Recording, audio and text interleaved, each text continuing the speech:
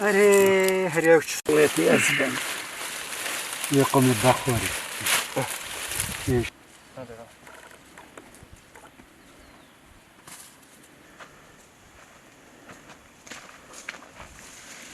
ما سوكنين أفصال جار هما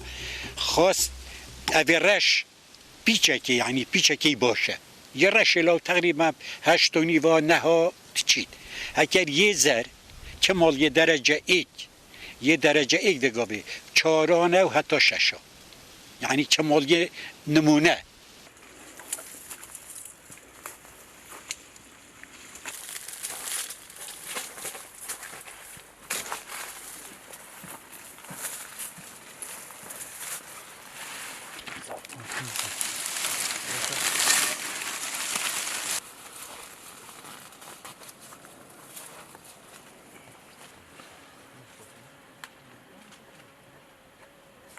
خودی روشنی نم بارکی نبین و جا باره بچه 45 بن روشنی نم باری نبین هر روزانه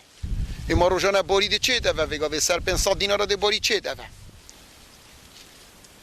تریا سیاره دیجی چی مولا فلانو بفهمید یعنی باره هک 5 صندوق 200,000 دینار بو خدانی نه و اوید که زحمت افراد بتن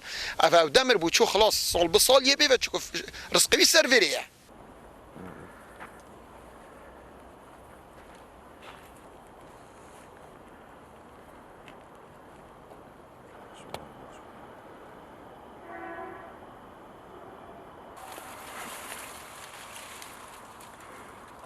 تعتبر محافظة دهوك هي سلة إنتاج العنب على مستوى ناوچەی دوهۆک بە سەبەتەی ترێدا دەنرێت لە عێراقدا کە ساڵانە تێیدا بڕی 15 بۆ 20,000 تۆن لە ترێ جۆراوجۆر بەرهەم دێت و تاوی بەرهەمەکەش تەنیا لە ناوخۆدا بەکاردێنرێت و وەک پێویست بازاڕی ساختکردنەوەی نییە ئەمەش وا دەکات جوتیاران سوود لە داهاتی بەرهەمەکانیان وەرنەگرن کە بە تەنیا لەم ناوچەیەدا 50 جۆری ترێ بەرهەم دەهێنرێت التي تستعمل تستهلك في أسواق المحلية